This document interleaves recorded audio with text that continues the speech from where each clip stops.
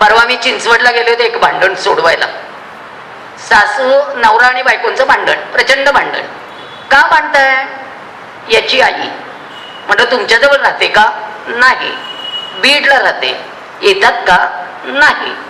वर्षातनं एकदा. आल्यावर राहतात का? 2 दिवस. बर. फोन करतात का? नाही.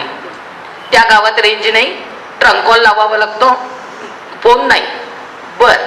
सासू येत नाही, राहत नाही, फोन नाही. मग सासू कशी त्रासदायक होतीये? ती म्हणाली की तुम्हाला काय सांगायचं, सासूमुळेच आमची भांडणं आहेत. माझ्या काही लक्षात येईना. शेवटी तिला म्हटलं मला भांडणाचं स्वरूप सांग. ती म्हणाली काही नाही, मी सकाळी स्वयंपाक घाईघाईने करत असते, मला ड्युटीवर जायचं असतं. हा माझ्या पाठीमागे येऊन उभा राहतो आणि म्हणतो कसली भाजी करतेस, भेंडीची करतेस का? आईसारखी हिरवी मिरची घरून कर, आई छान करते. वरण फोडणीला टाकतेस का? हो. आई हिंग घालून करते, तू हिंग घालूनच कर, माझी आई वरण छान करते. हा म्हणे मला अर्धा तास आईची कॉमेंट्री ऐकवत असतो. शेवटी सासू स्वयंपाकघरात असते का नाही तुम्हीच सांगा. आता शेवटी काय या भांडणातनं काढायचा मार्ग?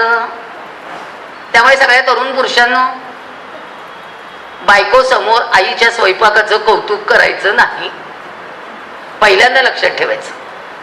आणि भांडणं होतील, दोघींच्यातली भांडणं आहेत, किरकोळ कारण आहेत, तडजोड करा. फोन करू नका मुलाला सारखे. मुलाशी बोलावंसं वाटलं, वेळ ठरवून घ्या. सुनेसमोर फोन केले की मग तिला सारखं वाटतं की या सारखे फोन करतात म्हणजे यांचं काहीतरी महत्वाचंच असेल, मला न सांगता या निर्णय घेत आहेत. कशाला पाहिजे? आता माझे मिस्टर जाऊन 3 वर्ष झाली. इतके दिवस मला नवऱ्याचं ऐकून सगळी कामं करायची सवय होती. आता मला सगळं मुलाला विचारावं लागतं. मी तुम्हाला प्रामाणिकपणे सांगते, इथे व्यासपीठावर आहे, मी माझ्या मुलापासून लपवून एकही घरातला कुठलाही निर्णय घेत नाही. कारण आपल्या संस्कृतीत सांगितलंय, लहानपणी वडील, तरुणपणी भाऊ, लग्न झाल्यावर नवरा आणि म्हातारपणी मुलगा, यांचे निर्णय घरात महत्वाचे असतात. त्यांना मान दिल्याशिवाय आपल्याला पुढचे निर्णय घेता येत नाहीत.